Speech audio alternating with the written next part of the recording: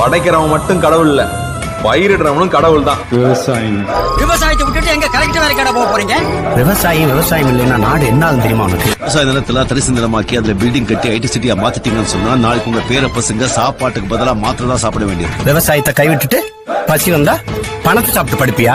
சோறு போடுறவனை பிச்சை எடுக்க விட்டோம்னா நம்ம மண்ணள்ளி தான் திங்கணும். விவசாயத்துல உழைச்சி கஷ்டப்பட்டு லாபமே இல்லாத அந்த விவசாயத்துல உயிரை வச்சிருப்பான். விவசாயிக்கு மானமெல்லாம் ஊருக்காணி நிலம் தாண்டா. விளைய வைக்கிறவன் செத்துக்கிட்டு இருக்கான், சாப்பிடுறவன் பிறந்துகிட்டே இருக்கான். இன்னைக்கு ஒரு விவசாயியோட சாவு, நாளைக்கு லட்சக்கணக்கான பேரோட சாவு. 3 வேளை பசி எடுக்கும் போது சாப்பாடு ஞாபகம் வர நமக்கு அத விவசாயம் படங்களோட ஞாபகம் என்னைக்காவது வந்திருக்கா?